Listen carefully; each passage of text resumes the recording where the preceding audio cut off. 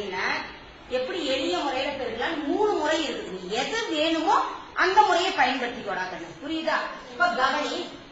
இப்ப இந்த 5 நமக்கு தேவையில்லை. நேற்று ஒரு இலக்கனால எப்படி பெருக்கணும்னு சொல்லி கொடுத்த ஞாபகம் இருக்கா? அதே முறைதான். 3 2 என்ன 4 2 அடுத்தது என்னால பெருக்கிக்கணும்? 5ஆவது 3 5 15 எங்க போடணும்? இங்க போடணும். புரியுதா?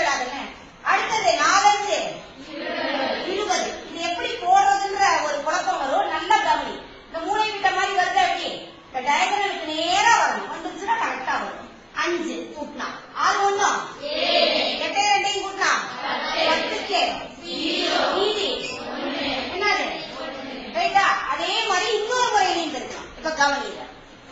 இதுல நல்லா கவனிடாங்கன்னு முதல் இங்க இருக்கக்கூடிய 1ஆவது ஸ்தானமும் 1ஆவது ஸ்தானமும் 3 15க்கு மீதி. அடுத்தது 10ஆவது ஸ்தானமும் 10ஆவது ஸ்தானமும் 4 2 8. ரைட்டாடா? இப்ப நல்லா கவனி. உள்ள இருக்கக்கூடிய 2 எண்ணையும் இருக்கிற 3 2 4 5 26 26 1 27க்கு மிச்சம் 8 2 10. கரெக்டாடா? 2 விடையும் கரெக்டா இருக்கா? அதே மாதிரி அடுத்தது இன்னொரு முறையிலையும் இருக்கலாம்.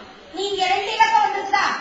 அப்ப இப்படி கட்ட போட்டுக்கிறேன்னா இல்ல ஒரு சின்ன ஒரு காரியம் இருக்கு. இந்த மூளை விட்ட ஒண்ணு லேசா வரைஞ்சு போடாங்க. இது என்ன பண்ணிக்க? நீங்க மூளை விட்ட ஒண்ணு. ஏன்னா நம்ம எப்போதும் 2 2 இலக்க எண்களாக எழுதினாதான் கொஞ்சம் பரவாயில்ல. நல்லா கவனி.